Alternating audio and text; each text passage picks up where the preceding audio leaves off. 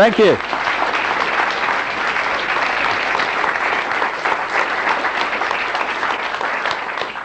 Hiya.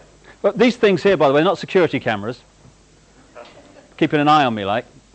But they're a part of a production of a video, because the information that I'm going to present tonight will then have the opportunity of going literally around the world, so that more and more people can realize that maybe there's just a little bit of a difference between what we're told is going on in the world and what is actually going on in the world.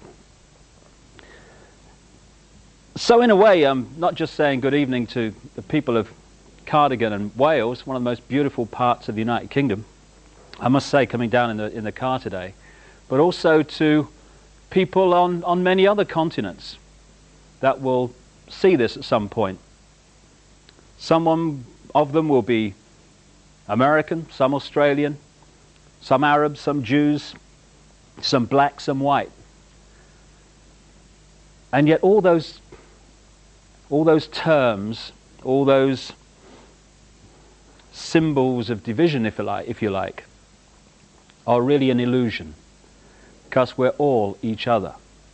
We're all part of the same consciousness, all aspects of the same whole that we see expressed in life forms all around the world. The divisions in this world are in our minds. They are our creation.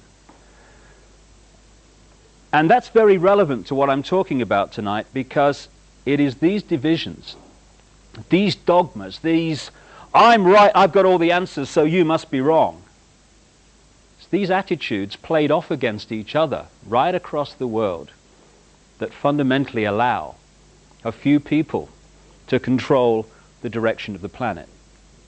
Not everything that happens in the world, of course not, but its direction towards more and more centralization of power in the hands of fewer and fewer people.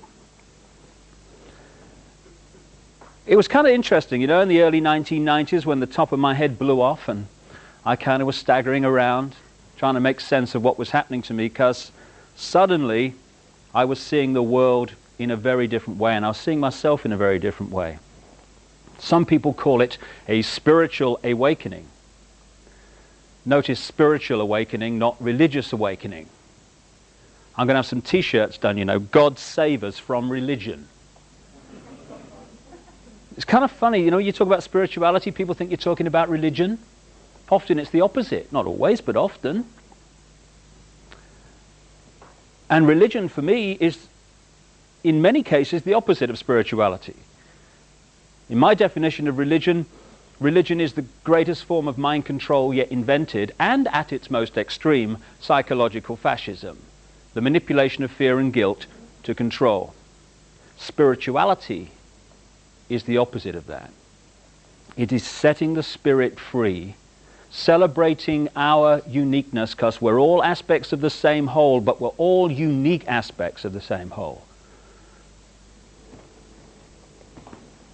And crucially, respecting everyone else's right to express their uniqueness, free from imposition of someone else's belief system, someone else's version of right and wrong, moral and immoral. All this is crucial to how a few control the world, because we have become, yes, in many cases, terrorized into denying what we are unique. And once we do that, we become a herd mentality. And it is the herd mentality that is the vehicle for the manipulation of the world by a very few people. I'll give you an example of what I mean. Symbolic example. I was down south in England, I don't know, 2 or 3 years ago now, and across this great area of, it was one of these Iron Age hill fort type things, but across it was this vast herd of sheep, hundreds of them. Never seen so many sheep in one place. And it's a nice day, you know, and I'm enjoying the day. And then the farmer arrives in his pickup truck, parks it, gets out of the truck, and I swear to you, I don't think he even moved an eyelid. stood there against a stick. One or two or three of the sheep immediately react to, it must have been his eyelids, I guess, I don't know, because they're going in the desired direction. Within minutes, it's like Exodus. Hundreds of them are following the one in front, you know. I haven't got mine of my own, we did this yesterday, so we do it tomorrow, I guess we'll do it today, and all that stuff. And the few stragglers, and there were remarkably few, who didn't immediately conform to what you might call that bar mentality, they were given the extra dose of fear with the sheepdog. Row, row, row, row. All right, all right, all right, I'll go quietly. This combination of the bar and the fear rounded up this vast herd of sheep in a ridiculously short time. And I stood there and I thought, because I do from time to time, I'm looking at the human race here. This is how it's done. This is how a few can actually control the mass. Because you can't do it with tanks in the streets and soldiers at the door. There's too many people. It's like trying to physically herd sheep together. You can't do it. You'd need a man, maybe more than one, for every sheep to do it physically. You have to do it through the mind. Either through fear or through conditioning people to think the way you want them to think.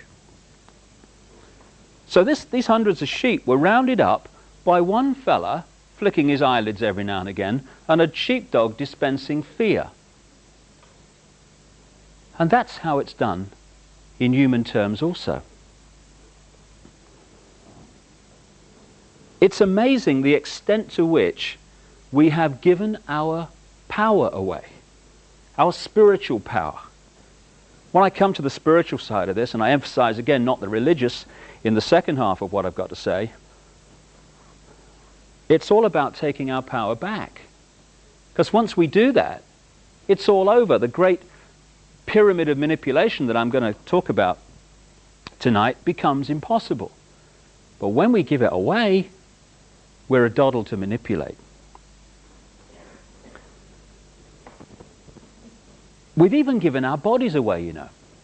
It's funny, this. It's, apart from our mind, it's the one thing that is us. We own it. But we've given it away. Brought home to me, I went into National Health Service hospital a little while ago with my boy Gareth, who plays football. And he's hurt himself playing football, hurt his hand, you see. So we go down the casualty unit to see if he's cracked the bone or something. So we go in this little cubicle thing, and this young doctor comes in, nice chap, and he pulls his hand around, you know, and he says, no, he says, it's not broken. He says, best thing for that is arnica. Now I've nearly fallen off the bench here. This National Health Hospital doctor is recommending this homeopathic type remedy. So I said, what do the authorities say about you recommending this then? He says, I don't tell them. He said, and he pulls two little bottles out of his pocket, like, and he said, people come to this casualty unit, he says, they're usually traumatized because of what's happened to them. He says, I put 2 little drops of this on their tongue, calms them down. Rescue remedy, I guess. He said, you know those nurses out in that casualty area, he said, I treat them homeopathically, he said, but I can't treat the patients except on the quiet. Same in America, same in these other areas of the world where they have the same basic system, which is to tell us what we do and don't do with our bodies and how we treat them and how we don't treat them. Because when I was sitting in that unit, that casualty unit with that young doctor, I thought, how many people contribute their money to fund the National Health Service or the Human Debris Processing Unit, which it's fast become, to make it possible for it to continue? Millions and millions of people do that. Every week, every month, they fund the thing. How many people decide that for that money, we will not be offered the great spectrum of healing knowledge going back to antiquity? We will actually be given, in effect, the choice between the scalpel and the drug, which just happen to make vast amounts of money for multinational drug companies who make their literally billions in profits, not from health, but from dis-ease. How many people decide that? A relative handful. All of them probably linked into the multinational drug company network. It's a great scam, you know. If you control the World Health Organization, you make sure there are statements. The World Health Organization says there's going to be a measles epidemic next year. Get vaccinated. Get your children vaccinated. You're a bad parent if you don't. Then the same people that organize that then start flogging out the vaccine and make a fortune out of it. It's one of the things that I think opens up so much to what's really going on in the world is when we realize that the same force controls apparently different organizations. So this giving our mind away, giving our power away, has actually created the vehicle for the few to control the world. And that vehicle is overwhelmingly what I call hassle-free zones. Call them comfort zones as well. Every dogma, Christian dogma, Islamic dogma, Jewish dogma, economic dogma, political dogma, crikey, you could stay here all night. We're a dogma production line, the human race. Each of those dogmas, and societies in general, are all hassle-free zones. By that I mean there is a very narrow area of acceptable thought and behavior, the norm, which, if you conform to it, you're left alone. You're hassle-free. No one calls you mad. No one calls you dangerous. No one gives you a hard time for the crime of being different, if you conform. If you start to think, well, actually, you know, I've got a mind of my own, and it's a unique mind, and therefore I'm going to have my unique truth and my unique view of me and life and everything, you start to get very dangerously close to the edge of the hassle-free zone, and eventually, if you keep going, you step outside of it. At that point, he's mad, he is. She's, what strange she is. He's dangerous, he is. Oh. And most people don't want that hassle. They don't want to be treated like that. So most people, even if they put their toe out there, go, oh my goodness, I'm staying in here. It's flipping hassle out there. So what happens? The mask comes up.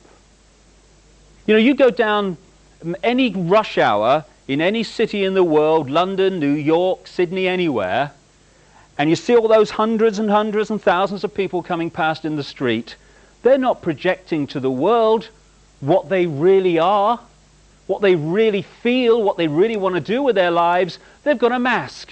And it's a mask that says, this is not really me, but this is what I think is acceptable to everyone else, so I can occupy the hassle-free zone.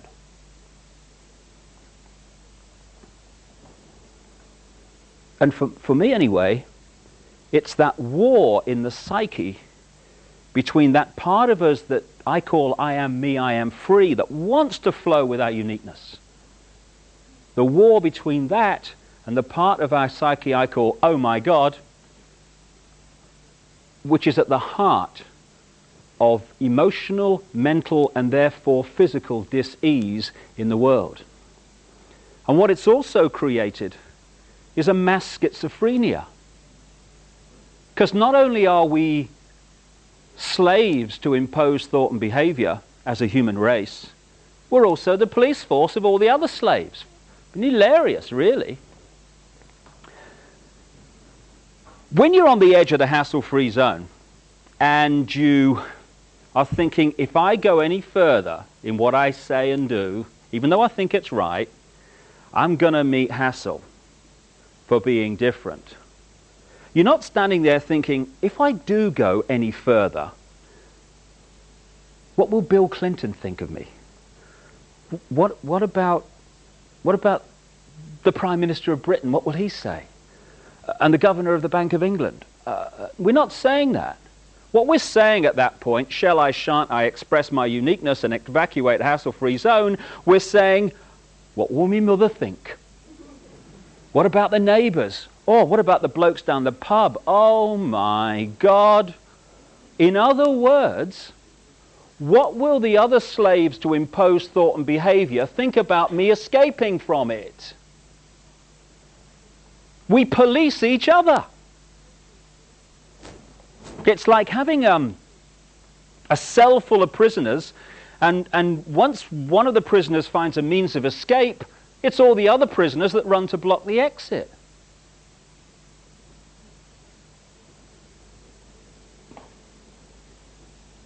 We are both the slaves, the prisoners to this imposition, and the police force of it, because everyone seems to be trying to tell everyone else what is right and wrong, what is moral and immoral, what's right for them, what they should do, what they must do, what they ought to do.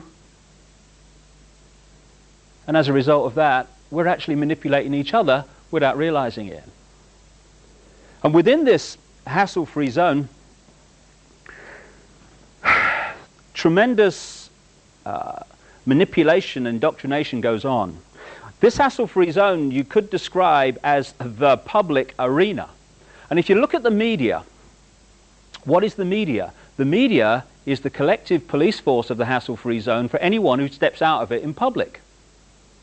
People think, when you say the media is controlled and the media is part of this manipulation, that you must therefore be saying that there is a manipulator in every newsroom all over the world standing behind journalists saying, no, can't write that, you've changed that, this is what I'm telling you, you write that, okay, that's fine. You don't need all that. Once the structure, the mindset is there, then the media just does it without manipulation, although there are key people like media owners and stuff that are certainly kind of involved in what I'm going to talk about tonight. But in general, what does the media do? It defends and uses as its point of reference from which it judges everyone and everything the norm in society. In other words, what the hassle-free zone says is reality. Example, a few centuries ago, if we'd have had today's media, they would have dismissed as mad or condemned as bad anyone who said the earth was a sphere, was round, because the hassle-free zone's version of reality at that time was that it was flat. Once that reality flipped through weight of evidence, and the hassle-free zone norm became the earth is actually a sphere, suddenly anyone who said the earth was flat was now off their rocker. So anyone at any time in the public eye who says or acts in ways that are outside of society's norm at that time is immediately jumped on by the media as mad or bad, because their reference point for sanity and reality is whatever the norm is. And there are several key mind manipulation techniques which are very, very powerful propaganda tools. The most effective and the most powerful, and it's used on us all the time, is something I call problem, reaction, solution. It's a cracker, this one. It's a mind manipulation technique that avoids not only opposition to what is the goal of the manipulators, it actually manipulates people to demand they do what they want to do anyway. And it's happening all the time. Once you see this technique and how it works, you watch the news and read the newspapers in a completely different light, because you start to see it happening. It works like this. You start by secretly creating a problem in the world and making sure someone else is blamed for it in the public arena, in the public mind. It could be a run on a currency, it could be a government collapse. At its most extreme, it could be a war, because the two world wars in this century were funded, all sides were funded by the same people. Provable. The same people that funded the Allies in the Second World War and funded the Soviet Union also funded Hitler through loans from America known as the Young Plan and the Dawes Plan, and also via the German subsidiaries of American multinational companies. Why would they do that? Why would someone want to fund all sides in a war? What is good is a war? Well, first of all, on one level, it makes vast amounts of money if you're lending money to all sides and you're also selling them lots of arms and all that stuff. But the fundamental reason for a war is to change the nature of post-war society. And what we saw in the First World War and the Second World War were massive global examples of problem, reaction, solution, which work like this. The problem's created secretly. You then use the media, which isn't difficult, to wind up public opinion in relation to your manufactured problem to the point where public opinion utters the classic words, something must be done, this can't go on, which is always followed by, give my power away, what are they going to do about it? And at that point, those who created the problem and got someone else to be blamed for it wound up that public reaction, then openly in the public arena, in the parliaments of the world, in the newspapers and on the television, offer the solutions to the problems they have created. And in doing so, they get vast numbers of people to demand what they want to do anyway. For instance, if you want more cameras in the streets, crikey, they're going up all over the place in Britain. If you want more cameras in the streets, you want a more armed police force, you want more authoritarian laws, greater erosions of freedom, and you want the public to demand you do it, then get the public frightened of crime. Either let society break down so there is more crime, or emphasize crime to be worse than it really is in some areas. Get people frightened, and the first thing people do when they're in fear about something is they look for someone out there to protect them from what they're frightened of. So, get people frightened that they're going to be burgled, get people frightened they're going to be mugged in the street, and they'll demand you take the freedoms away. They'll demand cameras in the streets and more authoritarian laws. I turned on the BBC Radio 5 last year, and they had an item on cameras in the streets, because they're going up everywhere, these things, you know. You want money for homeless people? Oh, the economy's not too good, you know, you have to wait for these things. You want cameras in the street? They'll write the check. And this guy was from a council in East Anglia, Norfolk, I reckon. And he said, to be honest, he said, crime rates in our area don't justify cameras in the streets. He said, but our people think they do, so we're putting them up to make them feel better. Problem, reaction, solution. And we have a very topical example of that in the last few years, Bosnia.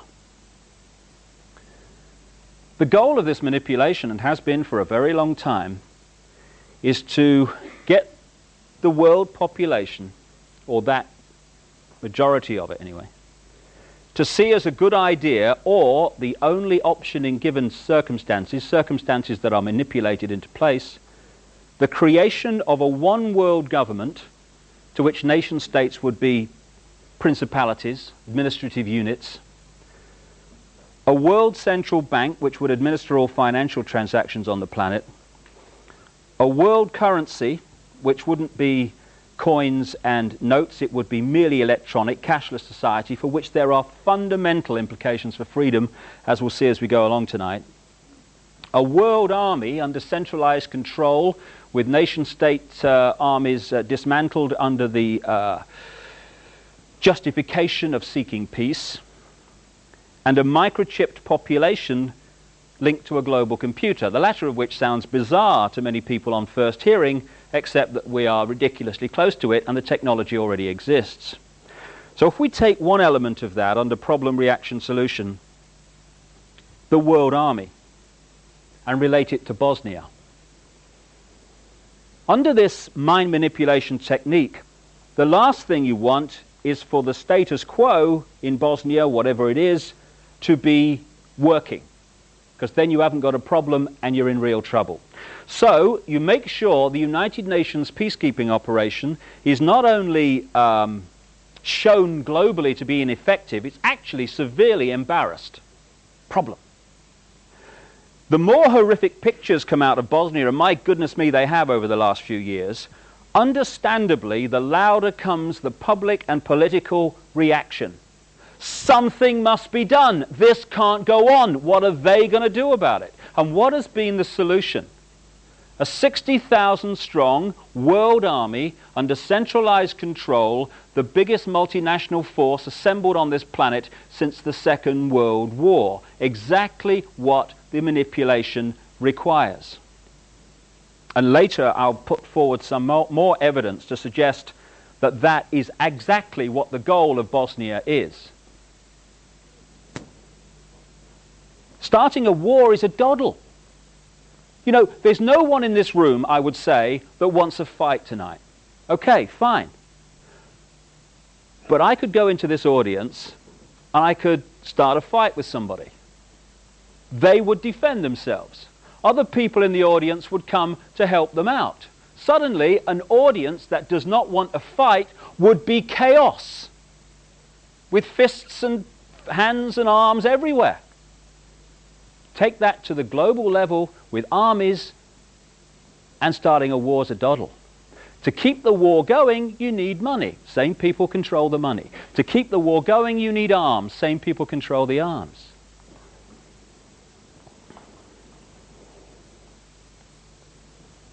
The way that this can be done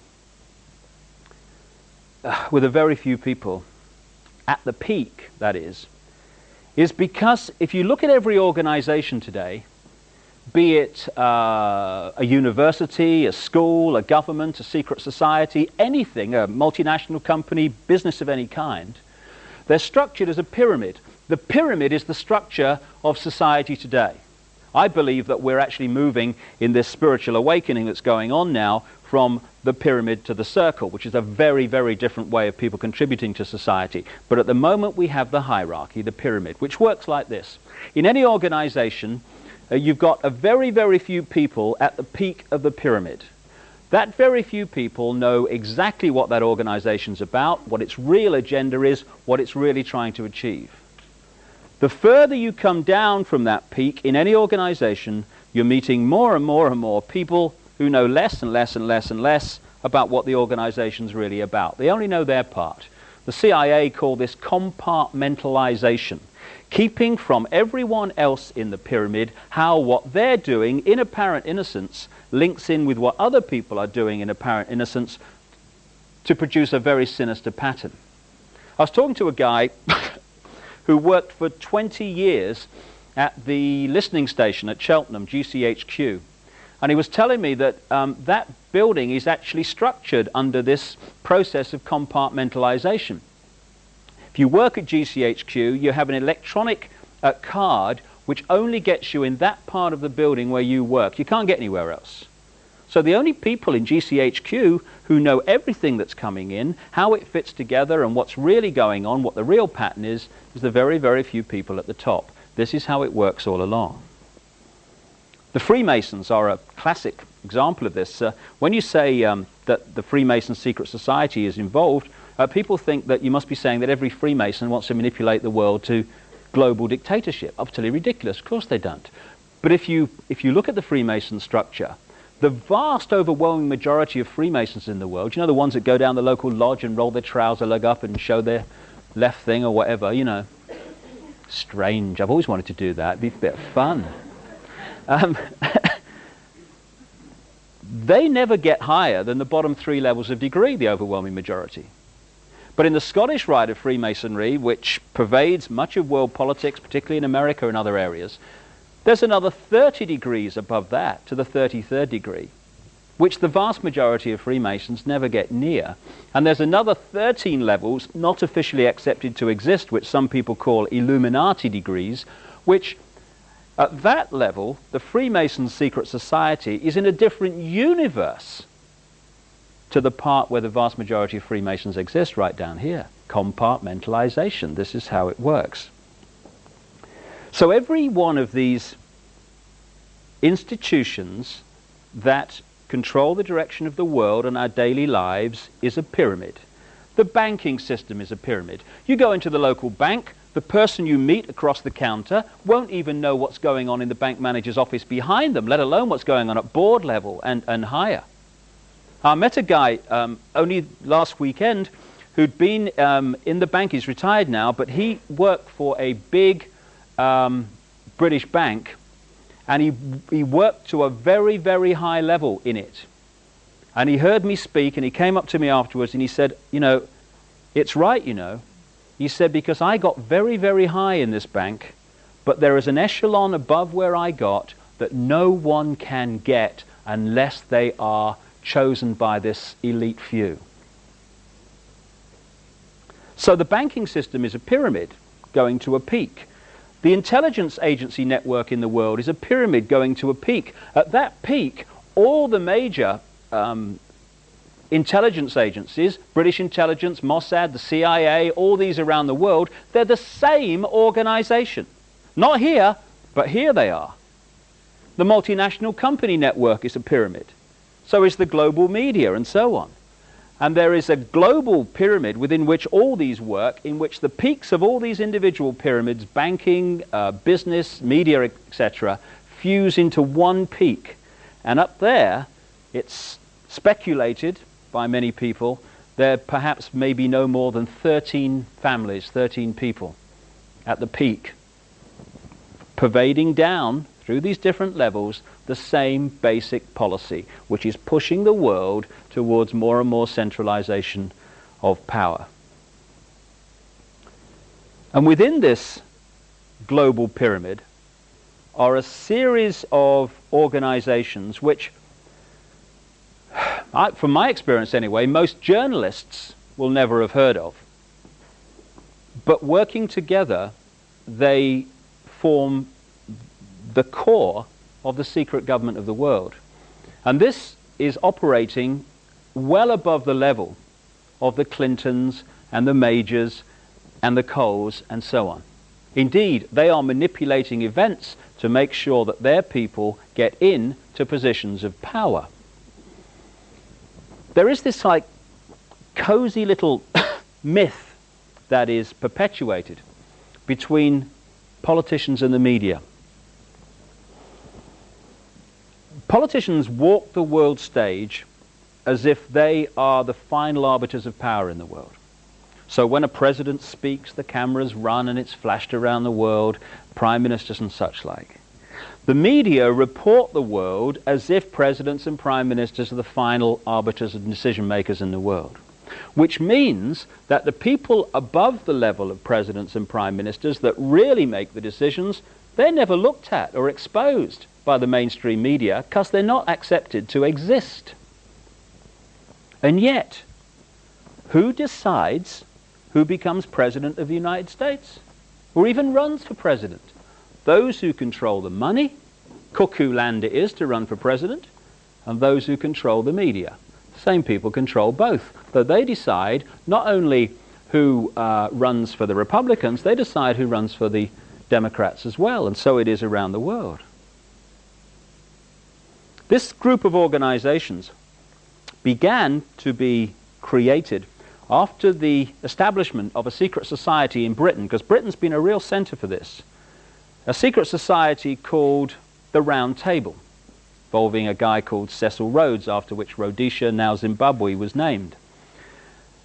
In 1919, the Versailles Peace Conference, the American members of this Round Table Secret Society, who just happened to be, merely coincidental of course, the main players behind the American government that went in and fought the First World War, met at the Hotel Majestic in Paris with the British members of this secret society, which, yet another coincidence, just happened to be the key members of the British war cabinet in the First World War. And they decided to start to create offshoot organizations which, working together, would constitute the secret government of the world, or a big chunk of it. The first of these organizations was set up in London in 1920, called the Royal Institute of International Affairs, also known as Chatham House. Again, these organizations are pyramids, with most people involved in them not realizing the real agenda. And all these organizations are projected at the world as this term that's emerged over the last 20 years, think tanks, debating organizations. In 1921 came the next in these organizations. The American version of the Royal Institute was known as the Council on Foreign Relations. Now, since 1921, virtually every president of the United States has been a member of the Council on Foreign Relations. The Royal Institute of International Affairs works to control British domestic and particularly foreign policy. Don't matter who's in, Labour or Conservative, same people run the show, which is becoming more and more obvious. And the Council on Foreign Relations in America is there to control and manipulate American, particularly foreign policy, but other policies also. After the Second World War, when we had more centralization of power, because we've had 2 wars in this century now, something must be done, this can't go on, what are they going to do about it? After the First World War, the world was more centralized in terms of power. After the Second World War, it was even more centralized. That was the game, that was the idea, the goal. 1954 came an organization which today is probably the key organization in this network, called the Bilderberg Group. Bilderberg Group met officially for the first time in 1954 at the Bilderberg Hotel in Oosterbeek, Holland, under the chairmanship of a member of the Dutch royal family called Prince Bernhard, who has an interesting CV. He was, according to many published works, a member of the SS before the war, worked for German intelligence during the war, and then became a major shareholder of Shell Oil after the war. The present chairman of the Bilderberg Group is Lord Carrington, former British cabinet minister and foreign secretary when the mistakes were made that led to the Falklands War. He resigned as the result of those mistakes and was given the job as Secretary General of NATO. Nice work if you can get it. Lord Carrington and his buddy Henry Kissinger come up everywhere. They are 2 of the super gophers of this manipulation. They're not top of the pyramid people necessarily, though Kissinger is up there. They are people who go around manipulating into place the policies decided, playing one off against the other and such like. The Bilderberg Group, like all these others I talk about, have among their number the top people, and I mean the top people, in global politics. Not Fred Jones, MP for, Margate East or something. Prime ministerial, presidential, ministerial and leader of the opposition level I'm talking about. The top people in global banking, the top people in the global multinational company network, in the global military. The Secretary General of NATO is always there. Indeed, it's a Bilderberg appointment, that post. The top people in the global media.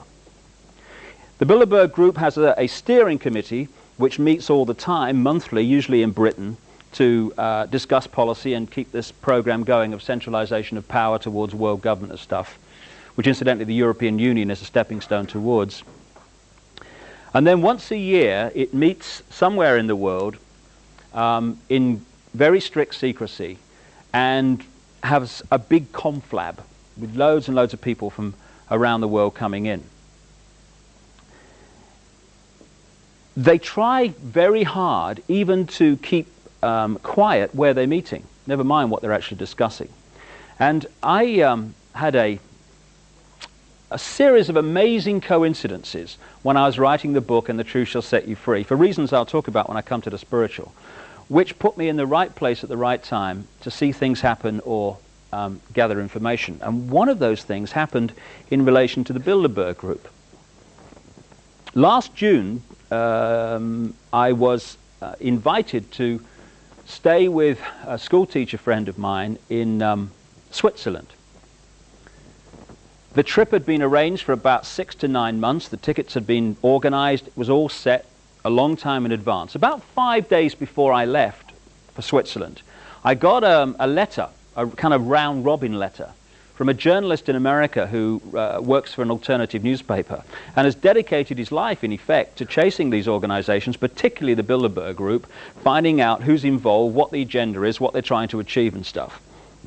And even he, who does it full-time, often only finds out where they're meeting very late in the day. So I get this letter, and it said, I've found where the Bilderbergers are meeting this year. It's in Bergenstock, Switzerland, and it happened to be just down the road from where I was staying at the time I was staying there. Thank you, universe. So I turn up. It's 3 hotels, 3/4 of the way up this mountain at Bergenstock. $1,000 a night suites. I had a bag of sherbet lemons, as I recall. The Park, the Grand, and the Palace. And it's like summing out a James Bond. I expected, you know, the car chase to come past me any minute, that kind of atmosphere. Mercedes everywhere. And why is it, I wonder, that whenever there's Mercedes around, there's people like that, with shoulders like that, and big double-breasted suits like, and whether they've got bad memories, I don't know, but they've got little name tags on them, you know. It was obviously something was going on and being organised. So I enjoy the atmosphere for a while. I think it's very strange, and I leave. And then I come back on the last of the 4 days they met. What a difference.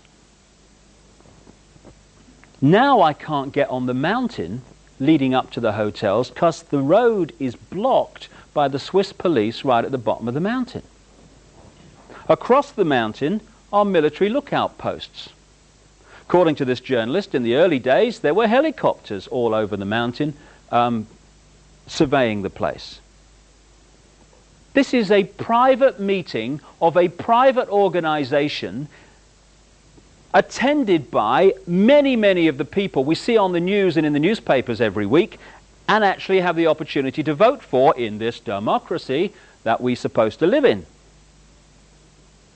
Incidentally, one of the great myths I feel we need to get over is the fact that democracy is freedom. No, it's not. It's a con trick. 50 people telling 49 what's going to happen in their lives is not freedom. Or in our electoral system in Britain, about 35 telling the rest what's going to happen is certainly not freedom. But freedom and democracy have become interlinked, so one means the other. So we're in a democracy, we are free, so we accept it, when we're actually in a tyranny. Anyway, I thought I'd play the ignorant tourist in Bergenstock, you see, which I did with remarkable aplomb. So I come up to the roadblock and this Swiss policeman comes over. I knew he was a Swiss policeman because on his back it said Swiss police. You know, my observation is, my powers of observation are unbelievable that day.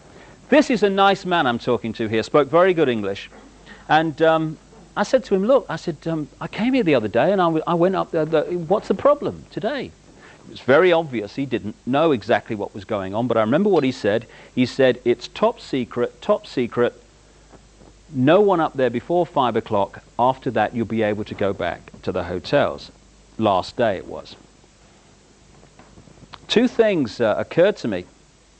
One was the irony that I could have told this guy what was going on up there, and many of the people that were up there, because they're always there, Lord Carrington, Henry Kissinger, David Rockefeller, of the Rockefeller Empire, which is fundamentally involved in all this. Representatives of the House of Rothschild, also fundamentally involved in this, and many of the other key people, like Agnelli, the head of Fiat, and people like that, the big players in the world banking, political, and business network. The other thing that occurred to me is that I was looking into this policeman's eyes, and I was looking at compartmentalization. Because, as I say, this was a nice man. He probably had children and grandchildren. He doesn't want to leave them some global tyranny. But he doesn't know what he's defending. What has he been told? Top secret meeting, no one passed here till you're told. That's all he knows. So although he doesn't want to leave his children, not all of the people up there, because some of them are manipulated too, but what the core of that organization wants to leave his children, he doesn't want to. But he doesn't know what he's defending. So on that one afternoon, he's keeping from the public eye some of the people that wish to leave his children exactly that. We had a situation in Bergenstock where the secrecy was so fierce for a private organization, a think tank, that they brought them in by private plane to a military airfield at the bottom of the mountain, and then flew them behind the security cordon in helicopters. Didn't even drive them up there.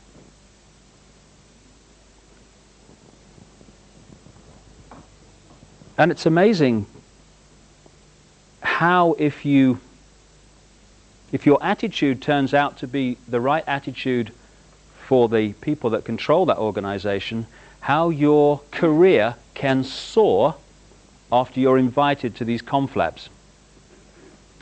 In the 1970s, certainly outside of Britain, a virtually unknown, very little known conservative opposition spokesman called Margaret Thatcher started being invited to some Bilderberg meetings. She goes on to be not only leader of the Conservative Party, but leader of Britain, Prime Minister, right through the 1980s, when fundamental changes were happening to British society through something called Thatcherism. Interestingly, on the other side of the Atlantic at the same time, purely by coincidence of course, we had Reaganomics, which just happened to be the same economic policies. Isn't life funny, all these coincidences? It couldn't just be that the same people made sure both were in power at the same time, because that economics was exactly what was required through the 80s as part of this plan for centralization on a global level. In 1991,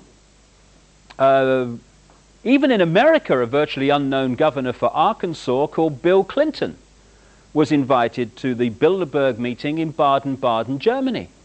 Within a year, this guy is successfully running for President of the United States. In 1993, another relatively unknown Labour Party Home Affairs spokesman in Britain called Tony Blair was invited to the Bilderberg meeting in Greece, along with his opponent, the Conservative Chancellor, Kenneth Clarke, by the way. Within a year, Tony Blair is leader of the Labour Party and, barring a miracle, will become Prime Minister of this country. It's a great career move. The last 5 Secretary Generals of NATO, and I only know it's the last 5 because that's only as far as I've had time to check back, it's many more than that. The last 5 Secretary Generals of NATO, Bilderberg's group members. Manfred Werner, Joseph Luns, Lord Carrington, Willy Claes, the present one, Javier Solana, Bilderberger. And indeed, when they were discussing who was going to be the new Secretary General of NATO, it was between 3 people. Javier Solana, Bilderberg Group, Uwe Ellemann-Jensen of Denmark, Bilderberg Group, and Ruud Lubbers, the former Dutch Prime Minister, Bilderberg Group. The head of the World Bank and many of his predecessors, James Wolfensohn, the World Bank, whose investment policies in what we call the Third World have created human and environmental mayhem for decades, Bilderberg members. And one of the big Bilderberg policies since 1954, indeed before, 54 was when it became official, has been, wait for it, the creation of a European superstate with one central bank, one currency, centralization of political power, and encompassing the former Soviet Union. Who is the biggest voice in Europe today saying we must not fall behind the time scale for the central bank and the currency in Europe? Chancellor Kohl of Germany, long-term Bilderberger, as were many of his predecessors as Chancellor of Germany. Who took us into Europe? Edward Heath, Bilderberger. Who supported him from the Labour side? Harold Wilson, Bilderberger. Roy Jenkins, Bilderberger. Dennis Healey, long-term Bilderberger, was at the first meeting in 1954. Who supported going into Europe and staying in Europe from the liberal, the third party perspective? Joe Grimond, Bilderberger. David Steele, Bilderberger. Paddy Ashdown, Bilderberger.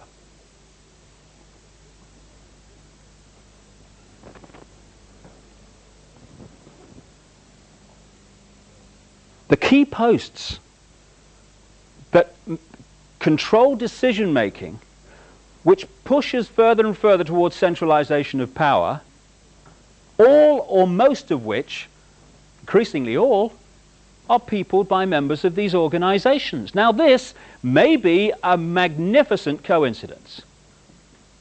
Or it may be that we need to know what's really going on in front of our eyes here. The last of these organizations I'll mention briefly is called the Trilateral Commission. Because of its name, as its name would suggest, it's there to coordinate the same manipulation between three parts of the world: America, Europe, Japan.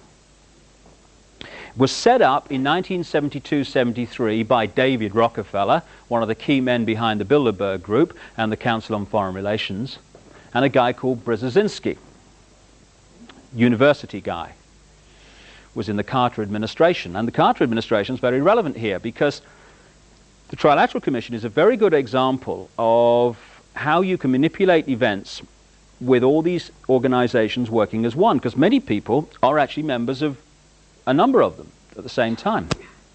The goal, the first goal of the Trilateral Commission in 72-73 was to put one of its members in the White House as President of the United States as soon as possible.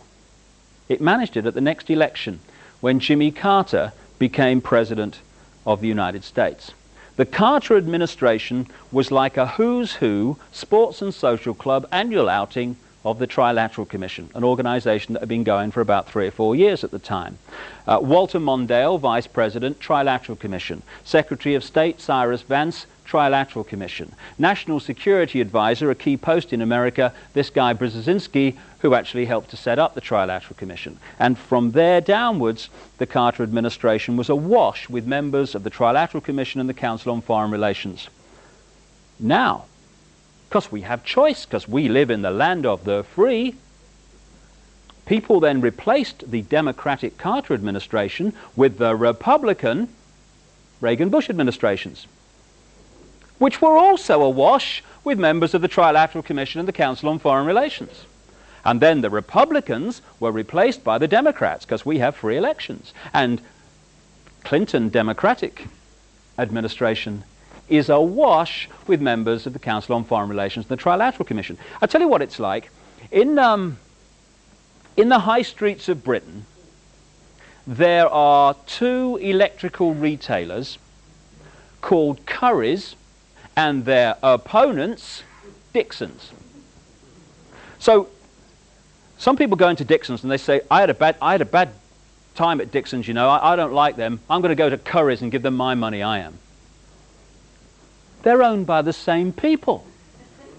The 2 major roadside restaurants in Britain, Happy Eaters and Little Chefs, owned by the same people. The competition is actually an illusion.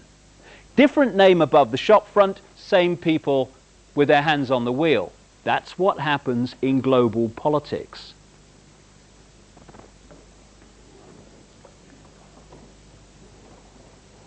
Why, you might understandably ask, aren't we told about this by the global media? Why aren't we told about these meetings which the alternative media can find out about with difficulty, but they can? And the common themes between people who are in the major positions in the world. How people from apparently different sides in politics who argue in public are actually attending the same meetings of organizations with a proven agenda of world government, world central bank, world army, world currency, microchip population. I offer this as a possibility. Maybe, just maybe, we don't hear about the Bilderberg Group and its attendees in Telegraph newspapers in Britain, because Telegraph newspapers are owned by something called the Hollinger Group, which is owned by a man called Conrad Black, steering committee member of the Bilderberg Group. Incidentally, 2 of the people on his board of directors are Henry Kissinger and Lord Carrington.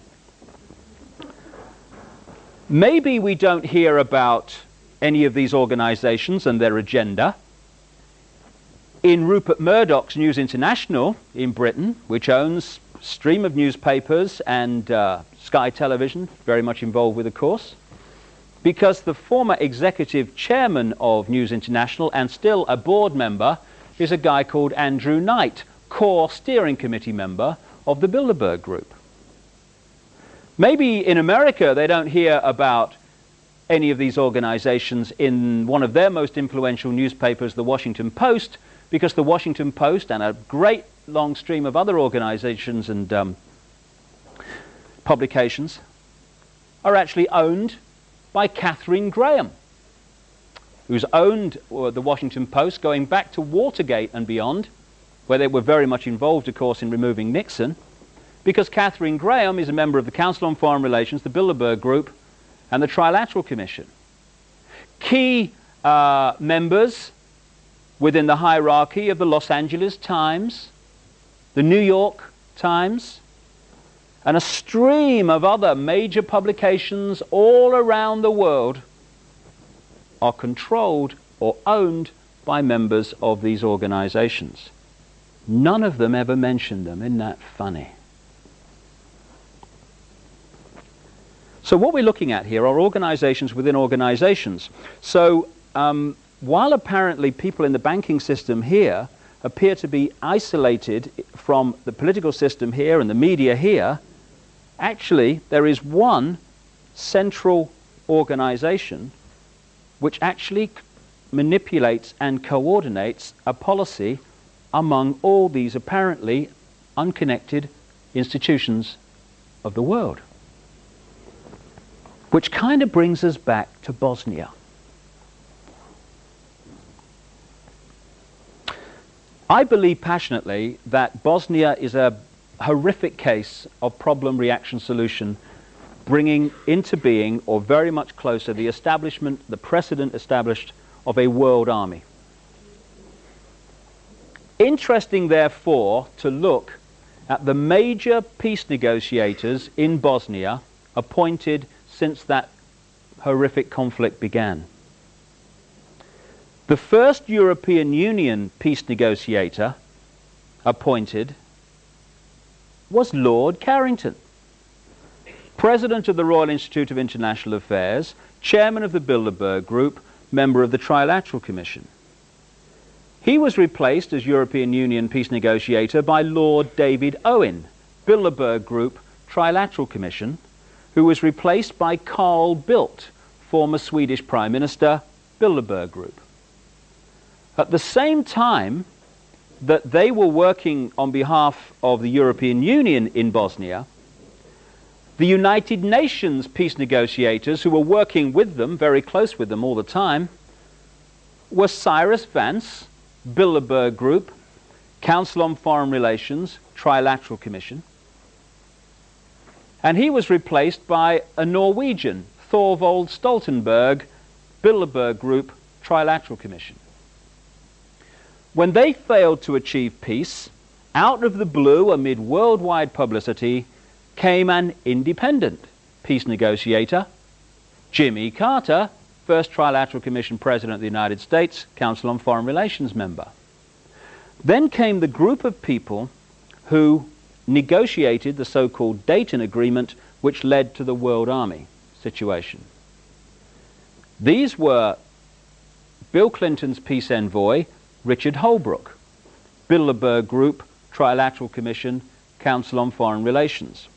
He answered to the Secretary of State, Warren Christopher, Council on Foreign Relations, Trilateral Commission, who answered to Bill Clinton, Bilderberg Group, Council on Foreign Relations, Trilateral Commission. The World Army in Bosnia is now commanded by Admiral Leighton Smith, Council on Foreign Relations, and the civilian part of its operation is headed by Carl Bildt, Bilderberg Group. We are looking at a gigantic contrick before our eyes. We don't live in a democracy in this country or in America and these other places. We live in a one-party state where the same force from the peak of the pyramid string pulls all sides. A few years ago, they had a democratic election in America, and what appeared to happen was that George Bush, Republican, was replaced by Bill Clinton, Democrat. But what actually happened? George Bush, Council on Foreign Relations, Trilateral Commission, 33rd degree Freemason, funded by the Rockefellers, was replaced by Bill Clinton, Democrat, Council on Foreign Relations, Bilderberg Group, Trilateral Commission, 33rd degree Freemason, funded by the Rockefellers. We're free, honey. Play the national anthem. One party state. Different names above the shop fronts, same people control whatever. Which is why, as we all say all the time, it doesn't matter who you gets in, they still do the same. Of course they do. Of course the same people are string pulling the whole show. Nothing for me sums up the scale to which we have conceded our power to control our own lives than the world financial system. I love this one, me. Now, one of the great diversion techniques that's used upon us is to make very simple things, which the world financial system is, sound ever so complicated. So what we have almost every night on the news, we have economists wheeled in front of television cameras, surrounded by computer screens, talking in a language we don't understand. I think it's the Chancellor's M3 policy. I thought the M3 was a motorway. I don't know, something to do with money apparently, I don't know. It's the public sector borrowing requirement. And so they go on, oh God, it's boring, what's on the other side, you know. And so we switch off, understandably. And yet, the world financial system is as simple as can be. It can be summed up in one short sentence. You lend people money that doesn't exist and you charge them interest on it. That's it. Everything else comes out of that. This world is up to its neck in debt on money that has never, does not, and will never exist. And we stand for this. And the great prison that the human race lives in, as I'll come to in more detail when I look at the spiritual reactions to this, is the fear of what other people think of them. That's the prison we live in. That's the great limiter of our potential. Alongside that, when you ask people, why aren't you really doing what you really want to do with your life? Invariably they say, because I've got to pay the mortgage, mate. Understandable. So, the more you can get people, businesses and governments in debt, the more you can artificially inflate the cost of the basics of life, the more you are pressurizing people to serve your system, be a robot and a clone of it, so that they can earn the money to pay for the basics of life. This is why the world financial system has been designed as a prison.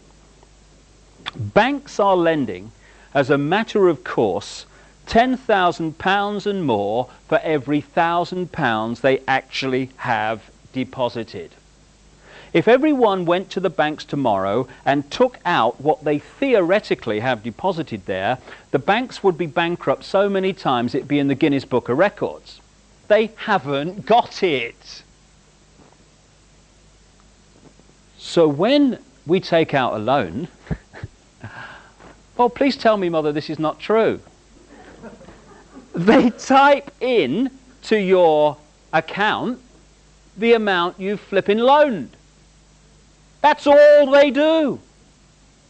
From that moment, you start paying interest on money that doesn't exist.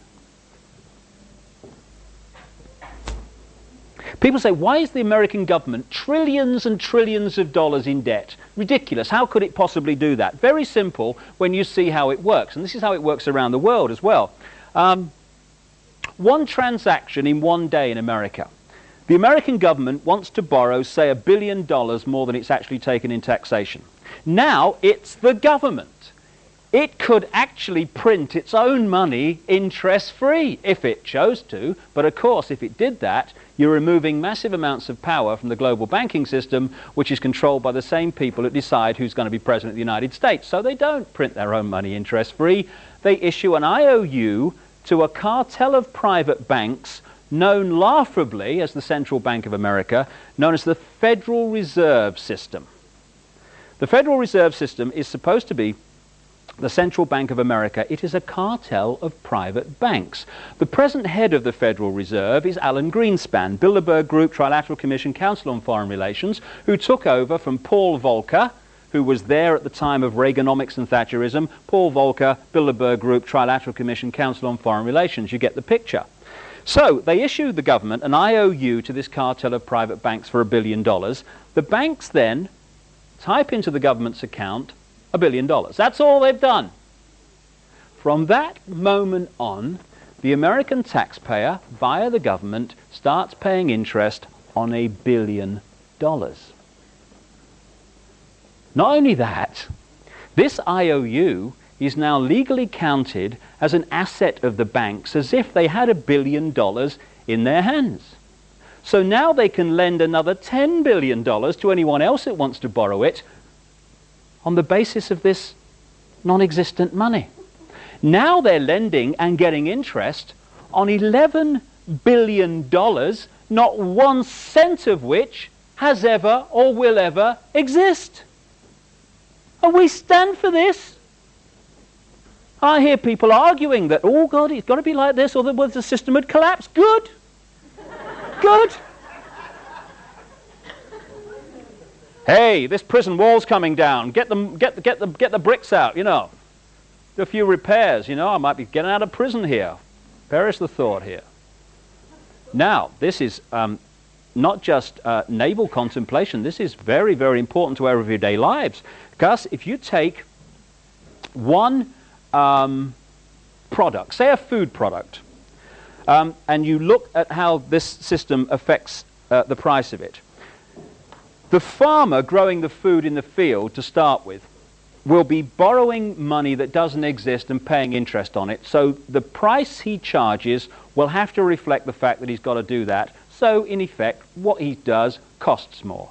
Same with the transport company from the farm to the factory. Now the factory that's processing the food will be no doubt borrowing vast amounts of money that doesn't exist and paying interest on it, and its cost and its price will reflect that. Same with the transport from the factory to the shop, same with the shop. So by the time we put our hand up on the shelf and pull the product off, the cost of that product is massively inflated compared with what it needs to be, because everyone along the line in its production is having to add a little bit to pay interest on money that doesn't exist.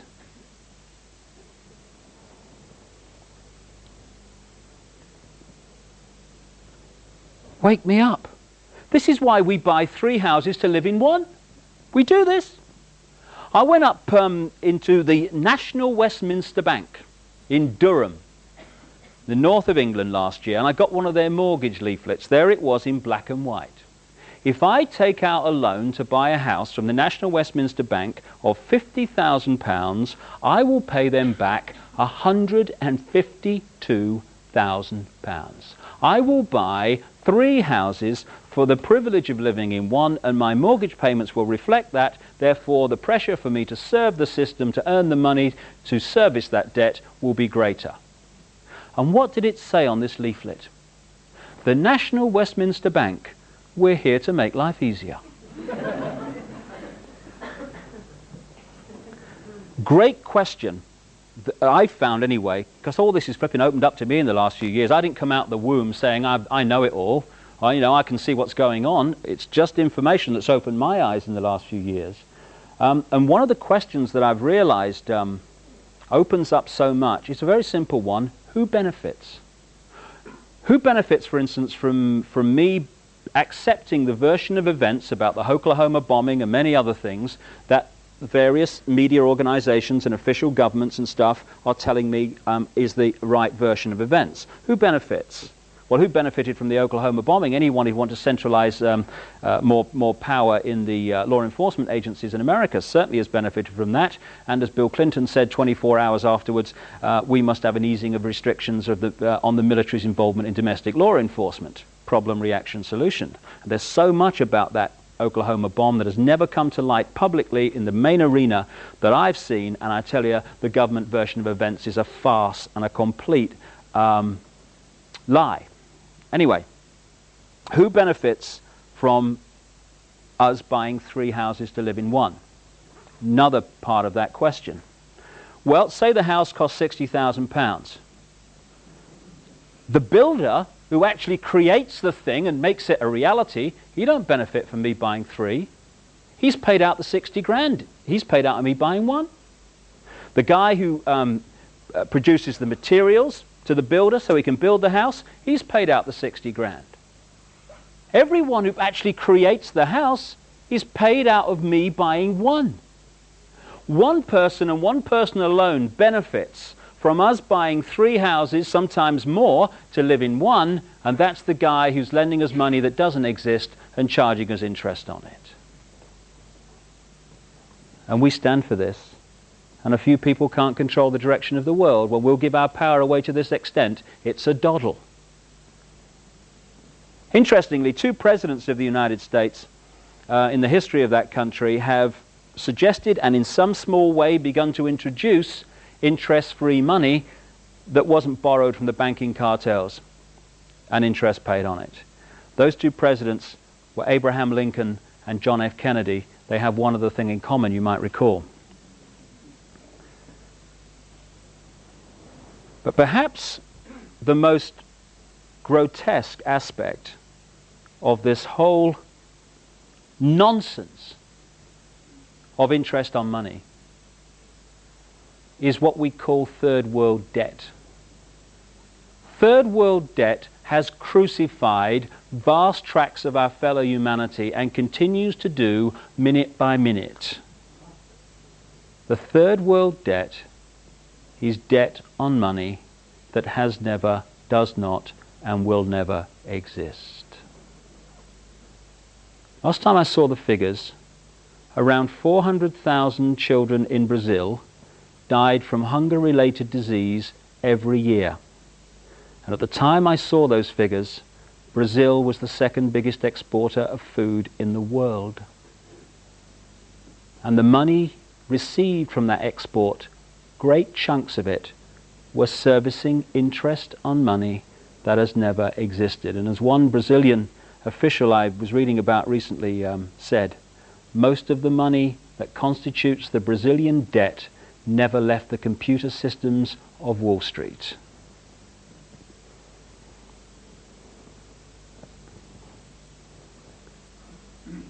My God, it's time for a turning of the tide.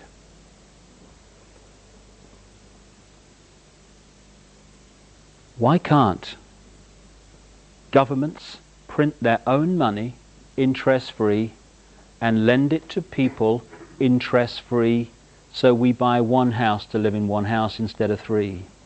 So we don't have to inflate the price of everything because everyone's got to service interest on money that doesn't exist. Why? Because it's possible. The will is not there. And why is it that no political party that I've come across anywhere in the world that has any chance of forming a government is actually suggesting that that be done? Because the same people that control the banking system control the political system in the global one-party state.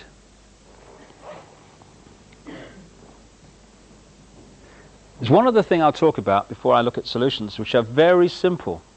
Very simple. And that's the microchipped population. That's the one that probably sounds most bizarre, as I said earlier. But it is so close. We're already microchipping domestic animals as a matter of course. The Queen's had the corgis done. Did you see that? Last year, she's had the corgis microchipped and linked to a computer. Prince Charles, next you watch. You'll be sort him out. Funny. The technique that is being used to bring in the microchip population is another major mass mind manipulating technique. I call it the stepping stones technique. And a very good example of that is the European Union and what they have in America, the North American Free Trade Agreement, which is a free trade area, which is where the European Union started out, if you recall, and also what's happening in another free trade area in the Pacific Australia area known as APEC. The idea is to have the world government the bank and all the rest of it. And the next stage down from that will be the European Union, the American Union, which will be this North American free trade area, right the way through the Americas, from North to South America, in an American version of the European Union, and a Pacific version of it. They will be the three next stages down from the world government. And the stepping stones technique is how they're being introduced.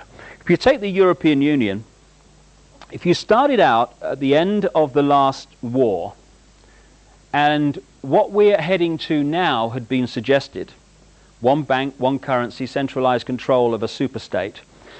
Understandably, I know what my father would have said, who fought in that war.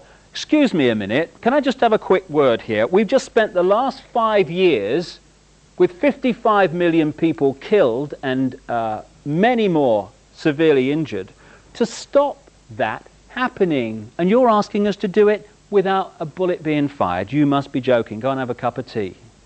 So, what the stepping stones technique does, although it knows where it's heading, it does it in stages. It gets away with what it can get away with first of all, and then starts to move it along, and it presents every step as independent of all the others so you don't see the pattern.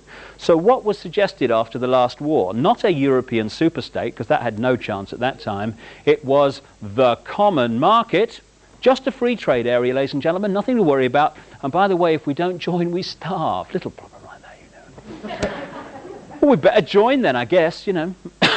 So, suddenly, some of the states of Europe start to fuse their economies together in a free trade area.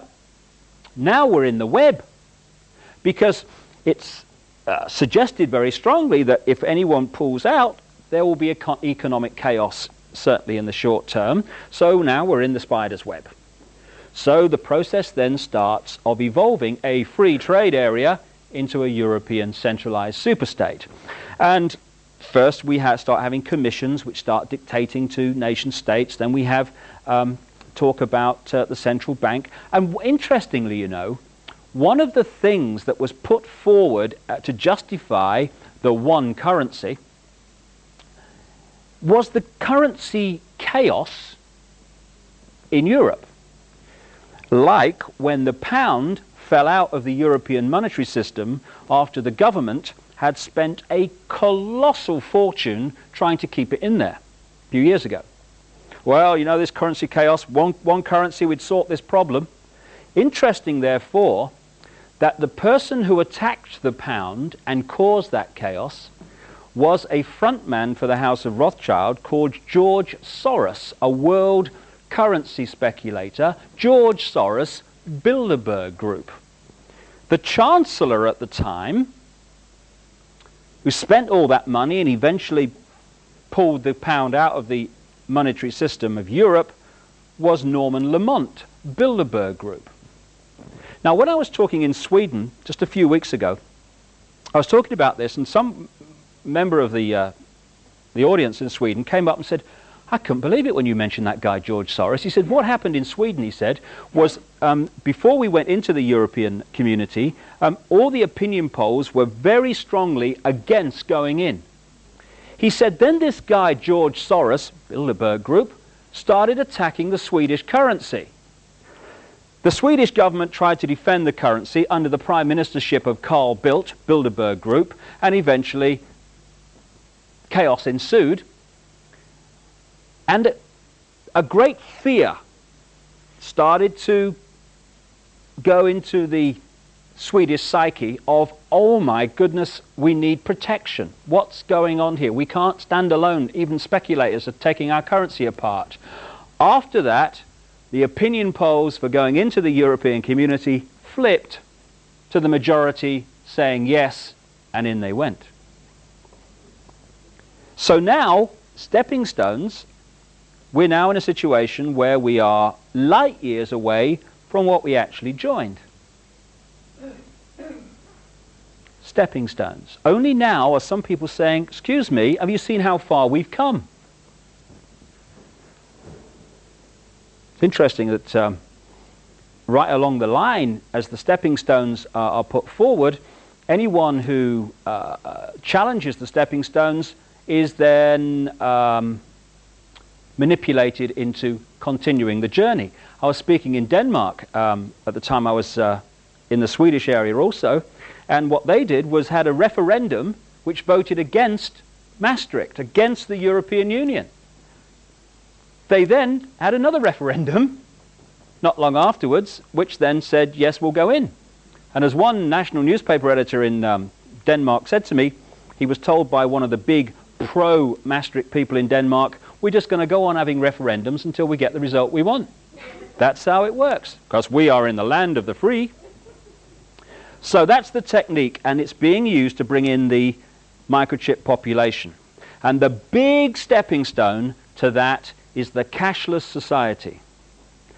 Coins and bits of paper might not seem to be a great defender of freedom, but they are for this reason. If you go into a shop now, or a garage or whatever, and you hand over cashless money, electronic money, a credit card, they put it through that machine.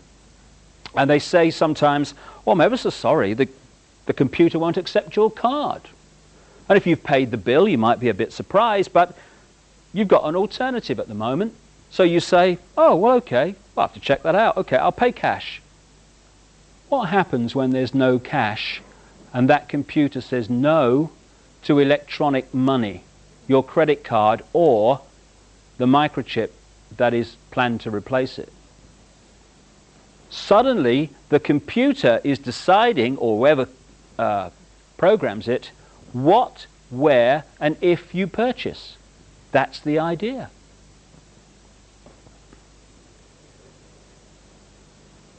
And if there's one thing in all this that is most important to reject, in my humble opinion, it is microchipping of people, because the implications are enormous. Some electronics people who've seen this sort of thing emerging have started to speak out. I've been reading some stuff by a guy in America called Carl Sanders, an electronics wizard. And he's pointing out that, in fact, he's talking himself about his own experience of attending meetings in America and Europe, attended by Henry Kissinger and the CIA, into microchipping of people. Not is it right, is it moral, but how do we get them to accept it? And as he points out, once people are microchipped, it's not just messages going from the microchip to the computer that should concern us, it's what's coming the other way. According to him, they can create, through this means, mass hysteria, mass depression, in other words, manipulate our emotions, and isolate one microchip in one person. I got some idea of the possibilities when I realized how Sky Television works. You know, this satellite television network we have in Britain. Well, if you want to join the Sky network thing, okay, you send your money off or whatever, and they send you a card. And it's programmed to descramble the channels you've paid for. Very straightforward. But if you want more channels than you've paid for once you've got the card, you would think, well, I did anyway, that you would send them more money and they'd send you another card programmed to descramble the channels you want added to it. No, no. What you do is you pick up the phone and you ring their number. It's in Scotland, I think. And they say, okay, what channel do you? Oh, I'll have that second movie channel, mate. Thank you very much. Yeah. And they say, okay, put your television on the channel that you want, all fuzz, scrambled. So while you're still on the phone, they say, okay, just tell me what's happening to your screen. Only the channel appearing before your eyes, that's all. So I thought, how do they do that? I heard about it, gave them a ring. How do you do that? What they do is they send out a signal from this central, what do you call it, technology, I guess, and it goes to every decoder linked to the Sky system, but only your card with your number on it picks it up, it reprograms the card to take the new channel, and it comes up before your eyes.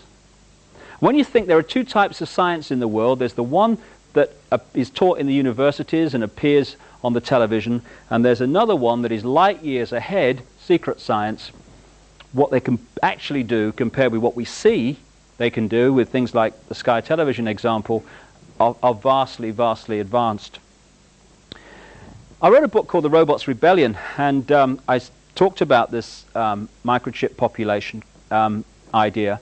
And I've even been surprised by the speed of it. I turned on the BBC a few months ago, and whether you saw this, it was funny. Tomorrow's World, you know the science program on the BBC? They had this item on microchipped people, see. What they said was, there's this problem with health records. I thought something must be done then, I suppose. The problem, apparently, was that they don't keep health records for long enough. So they're suggesting microchipping people with their health records to overcome this problem. Now, I never went to university, but I can actually see a solution to the problem of not keeping health records for long enough. Keep them longer. There you go. Let's all go and have a cup of tea. That's that sorted out. No, that's too simple. We've got to microchip people. The other thing they said was that doctors would like to have access to medical records if people have an accident. So microchip them. So, takes things on. I don't know about you, but when I was a kid, my mother was always saying to me, "You have clean underpants on now, Dave, you might have an accident." You ever get some of that? Yeah. My mother's worst nightmare was not me having an accident so much as me having an accident with dirty underpants on. That was her worst nightmare. But all these years later, we've moved into the modern world. Now it's, you make sure you're microchipped, Dave, you might have an accident. Anyway, in this item, and I checked the date, it wasn't April Fool's Day or anything like that, they had this woman who had had an operation and had been microchipped with her medical records. "Oh, it's ever so convenient," she said. I'm eating the cushion in the front room by now, you know. And then what happens, you know, in the supermarkets, they got that thing they put across the barcode. Doctor walks into shop with one of them, rubs it up her front.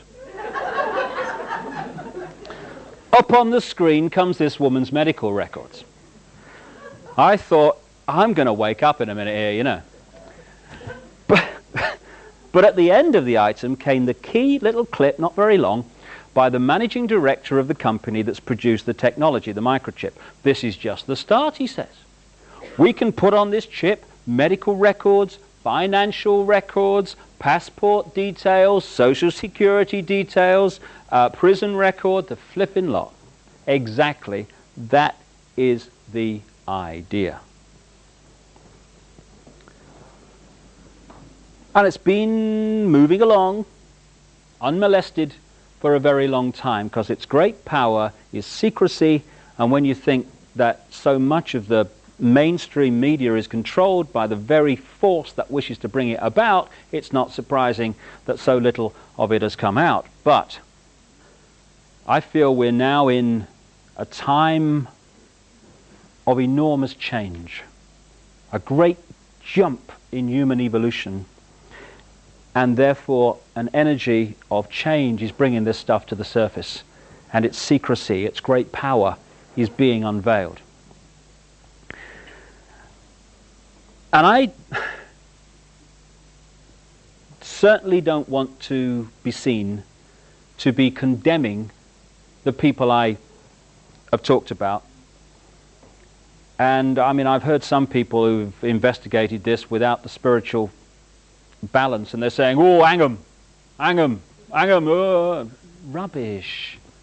The people involved in this manipulation are, yes, exhibiting their state of being at this time in their eternal journey. They are exhibiting their attitude to life and the state of their mind, okay. But they're also making a massive statement about us, which we would do very, very well to acknowledge and think about. I don't talk about the Carringtons and the Kissingers and the Rockefellers with hate in my heart or condemnation. I just think we ought to know what's going on so we can stop it going on. Because what I've just described is actually a massive statement about us, because it can only happen because of us and the fact that we have conceded our right to our own power and our own control of our own lives. And I'm going to talk for a little while about something that may seem to be totally unconnected with what I've talked about so far, but it is actually the reason it's possible, and it is the reason that we are the generations that are in the process of removing this nonsense and turning this planet from a prison to a paradise, which is what it really should be. When the top of my head exploded and this awareness started appearing in my mind that challenged both religion and this world is all there is science, I heard this line, "We create our own reality." And I thought, yeah, that sounds right to me. But there has to be a means through which we do it, because there is no such thing as the paranormal and no such thing as the supernatural. They don't exist. Everything that happens in creation is the result of the natural laws of creation and the interaction of energy. What we call the paranormal and the supernatural is merely that which the system wishes to push away. Because, again, I have this word I use sometimes, opposames. Opposames are people and organizations who appear to be in opposition, often appear to be extreme opposition, but actually they're just the same attitude to life with a different dress on. I love the far right and the far left. I love that one. The far right, as symbolized by Adolf Hitler, is into centralized control, military dictatorship, concentration camps. The far, far left, as symbolized by Joseph Stalin, the absolute opposite to that, is into centralized control, military dictatorship, and concentration camps. Yeah, great. It's great to have choice in the world, isn't it? And opposames also applies to religion and science, because they appear to be in opposition, but in one way they're exactly the same. They both survive only through the suppression of knowledge. What we call science, which I understand comes from a Greek word meaning knowledge, and much of our science is an insult to the word knowledge, because it's not about the pursuit of knowledge, it's about the defense of a belief system. You know, it's just another religion, science. Instead of having the dog collar and the long gown, they have a white coat on. It's still the religion. Open-minded science, now that's different. That is in pursuit of knowledge. And more, the spiritual and the open-minded scientific are speaking the same language, and that's the way we're going in this decade and beyond. But at the moment, mainstream science is defending a belief system. So it has this law of physics on which it's all based. And this law of physics says, this world is all there is, we're a cosmic accident heading for oblivion, life's a bitch and then you die. Cheers, that's great news. Yeah, thanks a lot, mate. Yeah, it's really good, that. So, anything that is experienced by people outside of this has to be explained away. Now, it could be explained away by the fact the laws of physics, as we have come to be told about them, are actually fundamentally flawed. But no, hold on. Them physics, they pay my mortgage. They give me my status in life. You know, they give me my credibility. I've been saying all my life that's how things are. I mean, so therefore I've got to explain that away, because all these people keep having near-death experiences and out-of-body experiences and stuff. So, do you know I've got it? It's the paranormal. It's the supernatural. It's as natural as the air we breathe. And it's in that area, I believe, that we find how we create our own reality, and through that create the reality I've been talking about so far tonight. For me, an increasingly open-minded science, everything in creation is the same energy, and energy is consciousness. They are the same thing. So the energy that is our minds and our emotions and us is the same energy that is every blade of grass and every insect and every tree and every breath we take, every drop of rain. Just as water, clouds, and ice are the same substance in very different states of being, so everything that exists in creation is the same energy consciousness in different states of being. We are like droplets of water in an ocean of consciousness, unique and individual, yes, but together forming the whole. We are each other. I am you, you are me, I am everything, and everything is me, same with everyone. And this gigantic, infinite mind we call God, or whatever name you want to put to it, operates on multidimensional frequencies. It's interesting, because of the influence of religion, when anyone talks about kind of the afterlife, we look up. Have you noticed that? On the flaming roof or something, I don't know. Want to go to heaven? Get a ladder. You know. But for me, an increasingly open-minded science, creation is actually broken up into wavelength frequencies sharing the same space. All the radio and television stations broadcasting to this area are occupying not just the space around my body, but the space my body is occupying. We're on different wavelengths. Therefore, one radio station, unless it's very close in its frequency to another, operates in complete oblivion of all the other wavelengths. Everything that exists in creation is sharing the same space that our bodies are occupying and our minds are occupying. What is that line we hear? The kingdom of heaven is within you. Everything that exists is within us. So when our consciousness, thinking, feeling, emotional us, that part of us that is eternal, enters the physical body, the genetic spacesuit as I call it, to experience this physical life, this three-dimensional frequency, world, dimension, we are not a blank sheet of paper. We are already unique. The unique sum total of all our experiences. And I've noticed this with my boy, Jamie, who's 3 now. Because my mind's been open to this in the period he's been alive, I've watched him develop. And he has manifested his own unique character, what he finds funny, what he finds fearful, all these different things without any outside influence. Because he wasn't born into this world as a blank sheet of paper. He was born unique. We're all unique. This uniqueness is broadcast out as a magnetic electrical pattern. For me, everything that exists is magnetic electrical energy. So, when people talk about hands-on healing, you get, it's the devil.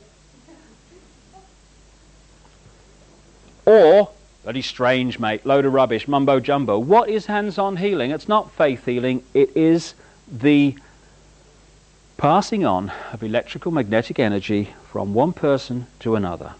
It's kind of interesting. I was reading a book recently called Where Science and Magic Meet, which was showing the scientific basis of the so-called paranormal, and it was pointing out that of the 285 standing stone circles in the United Kingdom still remaining, 235 are on the same types of rock, and they're all on or close to faults in the Earth's surface that produce a certain electromagnetic field. Of course, the ancients didn't know what they were doing, did they, you know? Because we're state-of-the-art now. So we're putting out this magnetic pattern which is unique to us. It is our sense of self. It is our sense of reality. There's an American comedian called Bill Hicks who summed up my whole attitude to life and everything really and what I'm talking about here in a wonderful line. He said, matter is merely energy condensed to a slow vibration. We're all one consciousness experiencing itself subjectively. There's no such thing as death. Life is just a dream, and we are the imagination of ourselves. And that, for me, is the key phrase. We are the imagination of ourselves. What we imagine ourselves to be is what we create as a physical experience, second by second by second. This magnetic electrical pattern going out we call vibes. You know, we have everyday expressions and words for this. We say, oh, I don't know what it was about that fella, mate. You know, I had a nice conversation, but got bad vibes from him somehow. Because the voice-to-ear conversation may have been quite pleasant, but there's something we're picking up on a subatomic energy level which doesn't sync. Get bad vibes, mate. We have a word which we use all the time, atmosphere. What is atmosphere? Atmosphere is the energy field of a room that has been turned to be negative, exciting, or positive, or happy, or whatever, by the thought patterns, the vibes, the imagination of themselves, of the people involved. People go into an old house where there may be a lot of negative events, or they go to the site of an ancient battle, and they go, ooh, tell you what, mate, ooh, it's eerie here. Ooh, don't like it here. Something about it. We're picking up the energy, negative in that case, that has been created in that state by the vibes, the thought patterns of people who have gone through negative events there. Atmosphere, football matches, sports occasions. You could touch the atmosphere, mate. The excitement was amazing. What is excitement? What is this atmosphere? It is what people generate on this vibe level. So, as these vibes we're putting out, these unique patterns are magnetic. They are pulling in constantly other energy fields, which we know better as people, places, ways of life, experiences. In this way, second by second, we are creating as a physical event, physical experience, an exact replica of our subconscious imagination of ourselves in the people, places, ways of life we experience. We are creating our own reality. When I look back at my own life from this perspective, it is amazing that whatever my physical experience has been through my life, it has been a replica of my imagination of myself at that time. Until relatively recently, I was angry, seriously angry. I didn't know why I was angry, but I was angry. I now kind of looked at it. I realized I was angry about my childhood, angry about my father, but I was angry. My life through that period was a series of angry confrontations. Because even if I was in a bar or in a room and I was kind of physically appeared to be relaxed, got a drink or something, my anger is still going out as a vibe, even though I appear to be quite relaxed at the time. I tell you, anyone who'd had a bad day, I got them. Anyone that was feeling a bit wound up, I got them. I was the person they picked out in the room. And my life was a series of angry confrontations, which created this kind of cycle. I got angry. I felt guilty for getting angry, which made me more frustrated, which made me angrier, which made me have more confrontations, which made me feel guilty, and so it went on, down. And after a while, I thought, hold on a second. Do you know there's one common theme between all these angry confrontations? And it's you. What gives? And I started to look at myself in a different way. I realized that I was angry because most of us are and we don't realize it. And I started to let it go. Interestingly, just acknowledging the anger often lets it go. And I started to like myself. My goodness me! You're not supposed to do that, have you? You aren't supposed to love yourself. It's actually a form of putting someone down. Oh, he loves himself, he does. You can't love yourself. You've got to be humble. And it's kind of it's a term of praise now, isn't it? Do you know, he's ever so humble, you know. He's always putting himself down, but he loves the world. No, he doesn't. We can only love out there when we love in here, because we can't give out what we haven't got. And we are pressured all the time to feel bad about ourselves, to have a limited imagination of ourselves. Therefore, we create a limited physical experience. When I started to let this anger go and like myself, love myself, oh my goodness, call the police, my life changed.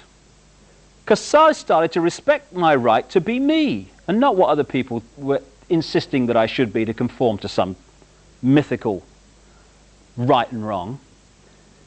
And once I started having that feeling about myself, I started to attract into my life people who love me not for what they want me to be, but for what I am, whatever I am is.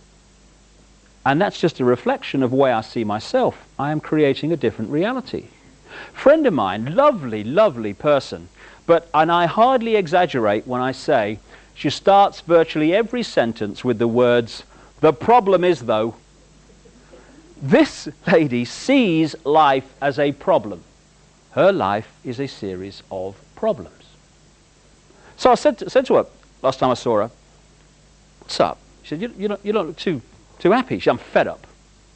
She said, "I'm useless, me." She said, "I'm a useless wife. I'm a useless mother. I've got no ability. I've got nothing to contribute. I'm useless, I am. Fed up." I said, "Well, what's brought this on now?" She said, "Well, I'm fed up." She said, "Everyone's putting me down." I thought, no, you are putting you down. Your imagination of yourself is that you are useless. And this lady is surrounded by people in her life who are constantly putting her down.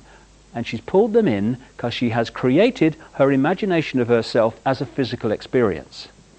One of the great ways this works is we attract to us what we most fear, because fear is not only a great controller, the great controller of the human race, it's also the great limiter of human evolution. Because whatever the area we fear relates to, we keep out of there, don't we? I mean, we don't kind of go in there and think, "Oh, I'm going to sort that out." We go, "Oh, no, I'm going over here, thank you very much." So what we do is subconsciously bring that in so we face it and move on. When I was a kid, I was terrified of dogs, me.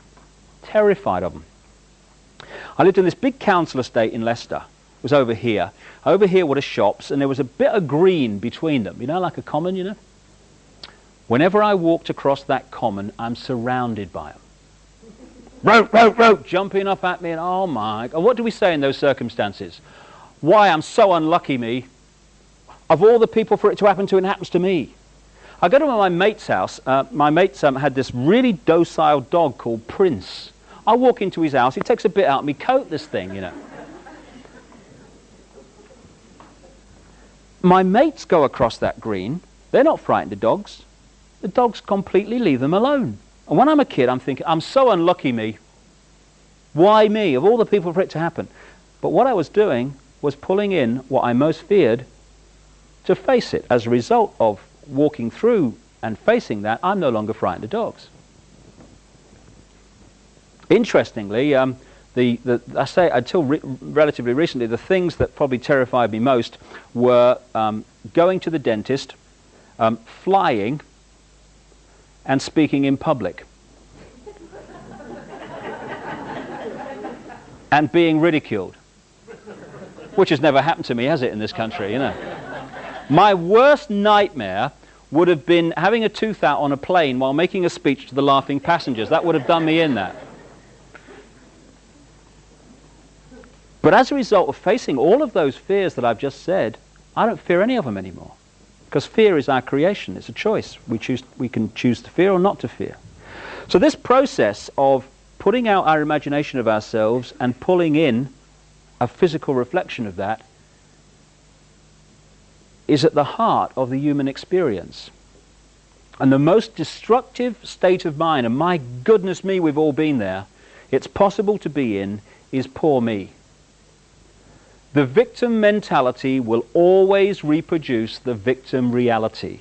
This world is awash with victims because this world is awash with people who have been conditioned to see themselves as victims, powerless, under the control of somebody else. Therefore, they create that reality.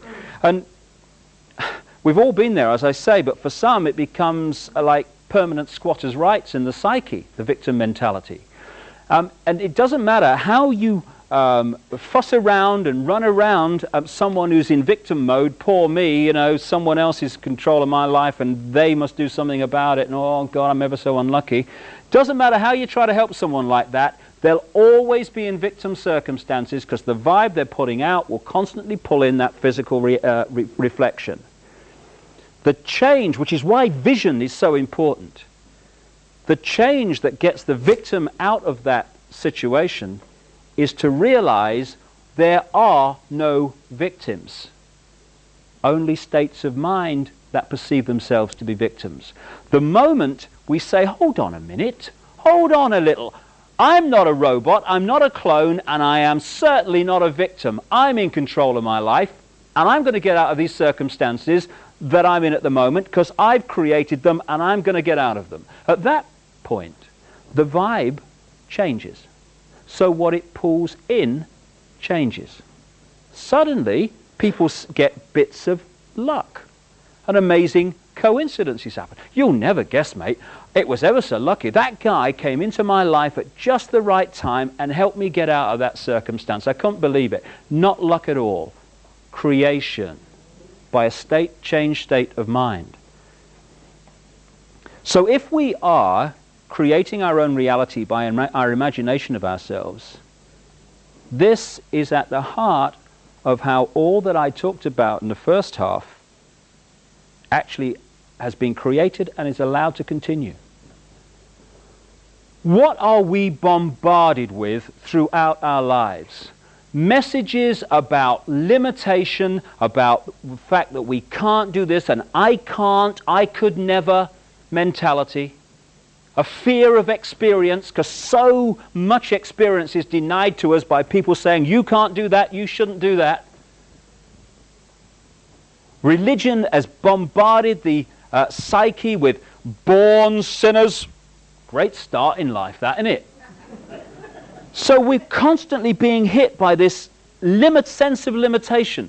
I can't, I could never, I'm frightened to. So we have a limited imagination of ourselves. I remember I was brought up on this big housing estate, and I was kind of conditioned to believe that because I was like working class, that my life was basically sorted. Because there were two types of people in the world. There was us and there was them. And as I was an us and not a them, that was fundamentally important and at the heart of where my life would go.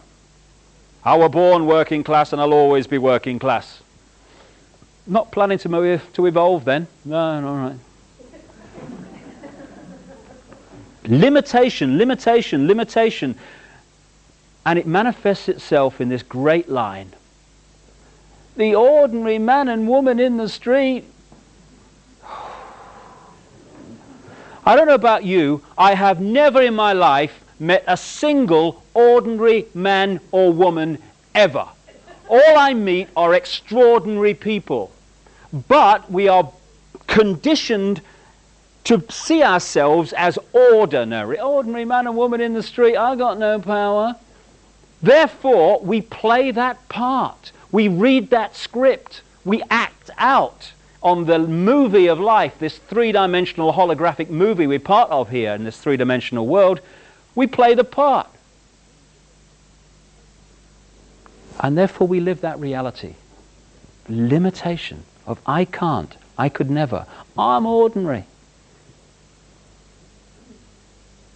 So we set up the circumstances in which those who see themselves as ordinary can be manipulated by those who realize the game. What I've sort of seen in this hassle-free zone that I talked about at the start, the hassle-free zone is also a pyramid. I was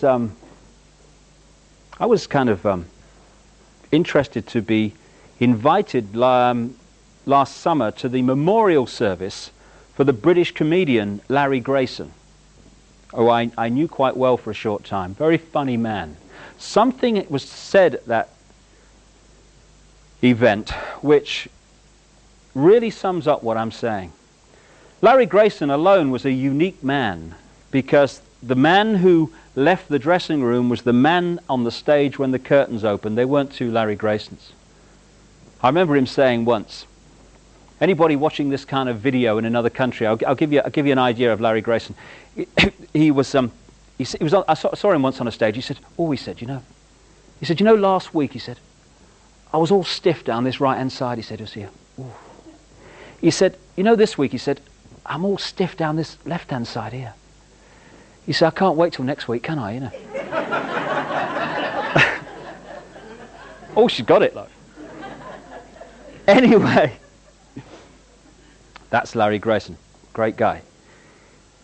Another comedian, Roy Hudd, did a presentation of Larry's life at this memorial service, and it overwhelmingly took the form of a story that Larry Grayson had told him of something that had happened when he was going round the variety halls of Britain years and years ago. And Larry was saying that he was in this all-male show, see, and there's one woman in it, and that's Larry Grayson dressed up, because he used to do that sort of thing, you know. And he said the producer of this show, he says, was very patriotic, he said. So the big finish was Rule Britannia, you know. Rule Britannia, Britannia rules the waves. Past the sick bag, you know. And actually I said that in Portsmouth the other week, didn't go down well at all. Anyway, so what they had, this big finish, Rule Britannia. And he said what happened was all the men came on dressed as sailors, started singing, you know.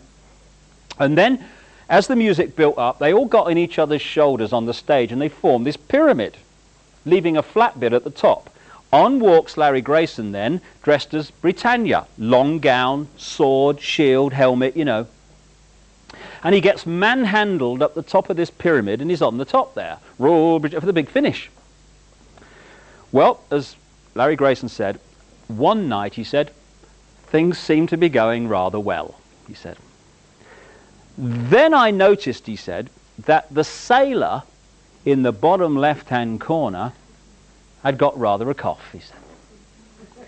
And he came out with a great line. He said, and as any ancient Egyptian will tell you, that is a rather important point on the pyramid. So, this guy's eventually coughed his guts up, hasn't he, you know? And he's fallen out of the pyramid. So what's happened? The stage is awash with tumbling sailors. Larry Grayson apparently is in someone's lap in the second row. Oh, hello dear, how are you? All right, yeah. Now, what has happened here?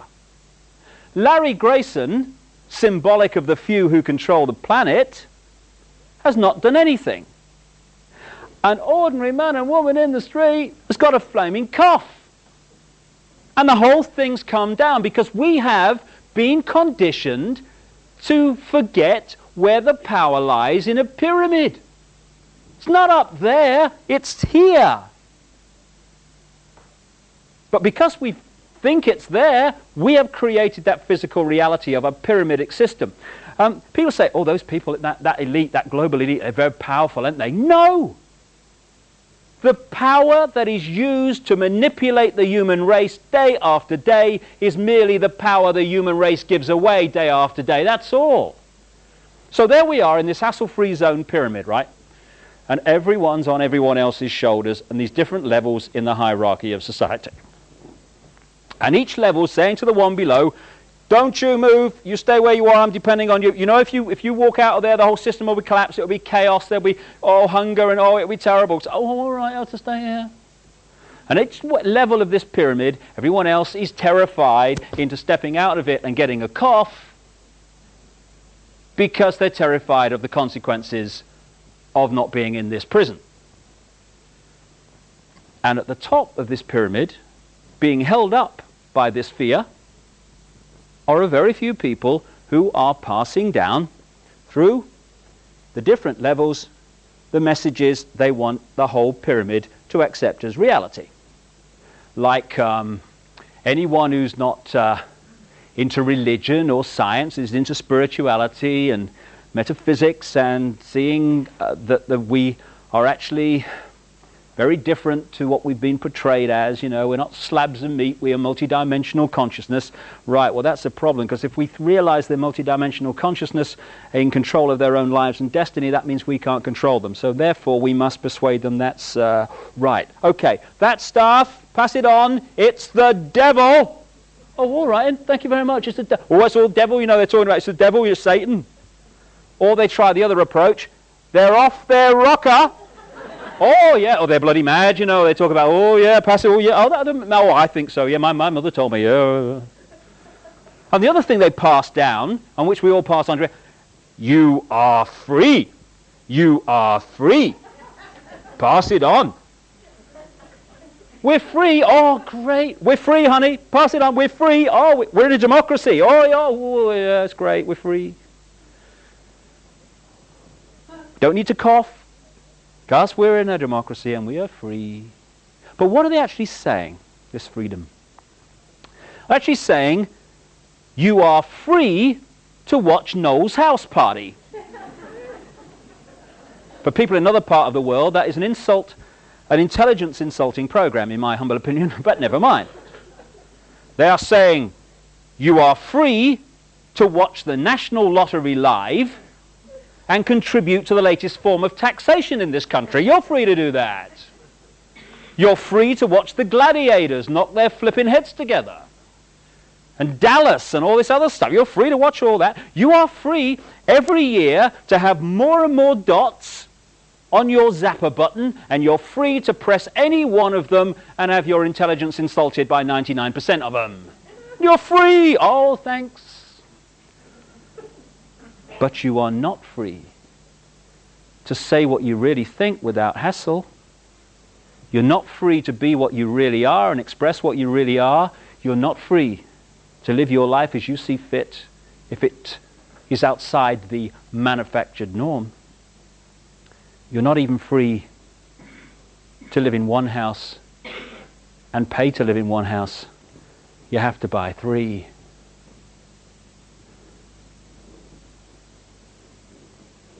Three things for me would change all that I've talked about tonight and make it impossible, and would turn this prison into a paradise. It doesn't take one new political ism, not one smoke-filled room, not one terrorist freedom-fighting organization, what a contradiction in terms, to change this world to a paradise. It just takes each of us to be who we really are and to express that uniqueness. It needs us to get a cough and step out of this nonsense. Those 3 things are to respect our own right to be unique and to express that uniqueness. Crucially, to respect everyone else's right to be unique and express their uniqueness. And thirdly, that no one ever seeks to impose what they believe on anyone else. At that point, we'd have a great explosion of human potential being unleashed from the prison of fear where it's spent so long. But because no one seeks to impose what they believe on anyone else, free will is not denied. Once we respect our own right to be unique, we cease to be a slave to imposed thought and behavior. Once we respect everyone else's right to be unique, we cease to be a police force of the hassle-free zone and all the other slaves. And if we don't seek to impose what we believe on everyone else, no one's free will is denied. And what a difference that would make. If you take the symbology again of the herd of sheep. Hundreds of sheep across that hillside. Farmer arrives in the pickup truck, gets out, stands there on the stick, wagging the eyelids. 1 or 2 or 3 of the sheep start to walk towards him. But now, the sheep mentality is very different. The other sheep are not following the one in front. They're celebrating their uniqueness. They're following their heart. They're expressing who they really are. So they're saying, that's interesting, old Fred and Ethel sheep going over to that bloke on the stick, that's interesting. Do you know they do that every day at the same time? Very strange. But me, no, my heart, this is right for me. I'm going over here. I'm told it's ever so good, you know. There's a lot to learn over there, a lot to experience. That's where I'm going. And the other sheep says, oh, that's good. I'll have a word with you later, see what went on. But I'm going there, and I'm going there. What on earth does the farmer do? Because now it is mayhem from his point of view. Because the bar mentality has disappeared. And all the other sheep are saying, you have every right to go over there. As long as you don't interfere with me, that's great. Same with you, same with you. So the farmer might, at that point, symbolic of this global clique, he might then fall back on Old Faithful. We'll frighten them to death. Get them flipping sheepdogs out. Row, row, row, row. And now, the same sheep that are expressing their uniqueness, because they're now in their own power, and they know that they are infinite in their power, because there are no ordinary men and women in the street, just extraordinary people. Because they're in their power, they realize that fear is their creation. And fear may be stimulated out there, but we choose whether to fear or not. Nobody else. It's just a choice. Everything's just a choice. So, it's, excuse me, go and have a bowl of water or some dog food or something on your way, not interested, not going to be frightened into conforming to what you say I should be. All that's happened in that example is that the sheep have let go of fear. They have let go of fearing being what they are, unique. And the whole situation has changed. And if you bring that into the human experience, everything that I've talked about tonight becomes impossible once we express our uniqueness and stop condemning everybody else for expressing their uniqueness because it differs from what we think they should be doing. And for me, we are the front of the snowplow generations here. There is a global awakening going on that's changing the nature of people's perceptions of life. You know, when I look at people, I see them standing symbolically in an eggshell. Inside the eggshell is that very narrow area of our consciousness that we actually operate on in this three-dimensional world. And that very narrow area, first gear as I call it, is a doddle to manipulate by messages hitting us through the eyes and the ears constantly. Outside of the eggshell is our multidimensional consciousness, not some other external entity, our own multidimensional I going on into infinity. An infinity of love, understanding, wisdom, knowledge. Because, you know, people say you have to seek enlightenment. I don't agree with that. Enlightenment's never gone away. Enlightenment is sharing exactly the same space as ignorance. It's just on a different vibration, that's all. What I feel, my view anyway, we need to do is not seek enlightenment, but remove the barriers that are keeping enlightenment out. And that is the eggshell. An eggshell made up of fear, guilt, resentment, lack of self-esteem, I can't, limited imagination of ourselves. Fear. And when that starts to crack, and it's cracking for more and more people, multidimensional self starts to get access to reconnect with first gear self. And at that point, we start to perceive ourselves and life very different. Symbolically, I feel that what's happening is there are vibratory changes going on around the planet as a natural course of human evolution, which are cracking this eggshell, this low vibrational energy that is our prison.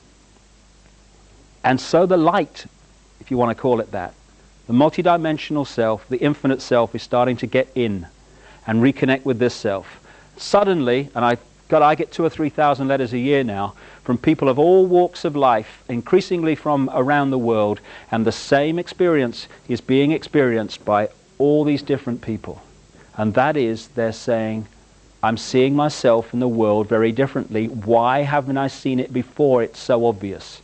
Because now the eggshell's cracking. And it's not first gear that's making the perception process in this world. It's multidimensional self. We're becoming whole again. We're becoming what we really are, but have forgotten we are. The front of the snowplow generations are taking from our parents and grandparents, not because they're bad people, because they're just passing on their programming, we all do, which are basically about run with the herd, don't cause trouble, keep your head down, and as the Japanese have a saying, don't be the nail that stands out above the rest, because that's the first one to get hit. Love that one. And we're passing on to our, not just our children, but to ourselves, because this is a really here and now thing, thought patterns that say, you be you, whatever you is, and respect everyone else's right to be them. And the people between that and that are our generations. If we can let go of our own fear, we can remove fear from the world. Because the world is merely the sum total of human imagination of ourselves. When we change our imagination of ourselves, what we call the world dramatically changes. The world is just a second-by-second physical replica of the human mass imagination of ourselves. When we let go of our sense of limitation, our sense of fear, our sense of I can't, the world ceases to be a prison because we have created it. There's a wonderful singer in this country, a German called Gila, who, it's a lovely song which goes, "We are the power in everyone. We are the dance of the moon and the sun. We are the hope that will never hide. We are the turning of the tide." If we can turn the tide within ourselves from freedom or to freedom from fear, then we turn that tide outwardly in the planet. And all it is, like everything else, is a choice. A choice between fear and love. That's all it is. We can choose to be frightened. We can choose to hate. It's a choice. Or we can choose not to fear, and we can choose to love. Not love on the basis of I love you if I fancy you, darling, but I love you because you exist. I love you whatever. I love you without condition. And if we want to change the world, it has to start with self. Fear, anger, hatred, condemnation, dictating what other people should be, that's the world we've got. That's the prison. But paradise is waiting. It's a thought, an attitude away. That's all it is, a choice away. Love. If we love each other and love the world, our lives are fundamentally changed and the world is fundamentally changed. And we are the generations, strange as it may seem when you survey the world today, we are the generations, I passionately believe, who are going to love the world into the paradise it really should be and was always designed to be. Changing the world is not something in the future anymore. Oh, I hope it'll be better for the kids. It's here and now. We're going to see it happen. Another song, the chorus of which I'll finish with. Love can build a bridge between your heart and mine. Love can build a bridge. Don't you think it's time? More and more people across this planet are screaming yes to that question. And we are the generations who are going to love the world to a paradise. Thank you very much. Thank you. Thank you. Thank you. Thank you very much.